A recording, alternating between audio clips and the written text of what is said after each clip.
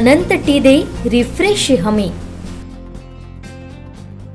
Rajapur urban बँकेच्या वार्षिक सर्वसाधारण सभेच्या पार्श्वभूमीवरती पत्रकार परिषदेचं आयोजन करण्यात आलं होतं। यावेळी बँकेच्या भविष्यातील ध्येयधोरणं आणि उद्दिष्टांबाबत यावेळी माहिती देण्यात आली। पाहूयात। माननीय संचालक मंडळाच्या वतीने मनपूर्वक हार्दिक स्वागत करतो।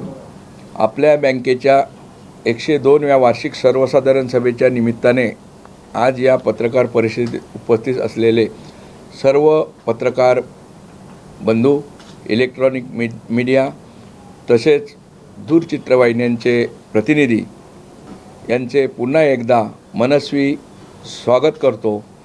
आपण बँकेचे कार्य उत्तर नेहमीच सकारात्मक पद्धतीने यशस्वीरित्या सादर केले आहे। त्यामुळे जनमानसामध्ये बँकेबद्दल विश्वास निर्माण होऊन बँकेच्या विविध उपक्रमाची माहिती मिळत आहे। Rajapur urban cooperative bank Rajapur 102 वार्षिक सर्वसाधारण सभा 3 तारखेला येऊ घातलेली आहे आणि त्या सभेच्या अनुषंगाने आज सर्वसामान्य सभासदांना जो बँकेचा लेखाजोखा आहे तो आपण सादर केला आहे पत्रकार परिषदेच्या मार्फत।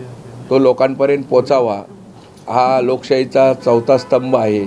या चौथ्या स्तंभातून प्रत्येक खेड्यापाड्यात या बँकेच्या बाबतीत जे आपण ध्येय धोरण जे काय आपण केलं आहे ते सर्व सभासदांपर्यंत पोचावे म्हणून ही आज पत्रकार परिषद आपण घेतली।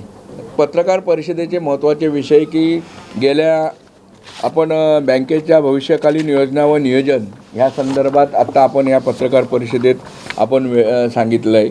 एक सिंधुदुर्ग जिल्ह्यात मालवण येथे आता नवीन ह्या चालू आर्थिक वर्षात आपल्याला एक नवीन शाखेचा शुभारंभ करायचा आहे।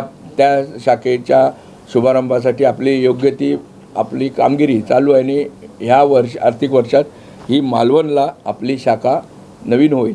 त्याचप्रमाणे या आर्थिक वर्षात रत्नागिरी व सिंधुदुर्ग जिल्ह्यात 2 पहिल्या शाखा आपण आज रत्नागिरीतनी एक सिंधुदुर्गात आत्ता पुन्हा एकदा सिंधुदुर्गात मालवण अशा 3 शाखा बँकेच्या आपण मानस केलेला होता। त्याच्यापैकी 2 झाले आहेत। आता मालवणची एक काही थोड्या दिवसांनी होईल।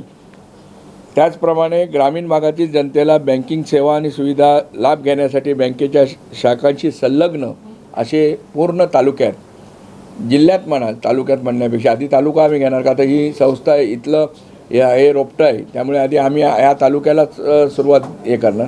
पूर्ण तालुक्यात जिथे जिथे मोठ्या वस्त्या आहेत उदाहरणार्थ आपल्याला आता पहिली शाखा आपण या पंचवार्षिक निवडणूक झाल्यानंतर आम्ही सौंदळी इथे काउंटर आम्ही पहिलं चालू केलं। तिथेसुद्धा चांगला रिस्पॉन्स आहे लोकांचा। तिथे सभासद वाढतो आहे, डिपॉझिट येतो आहे आणि पूर्ण आणि तिथे मिनी ATM आमचा कायम तिथे चालू झाला आहे।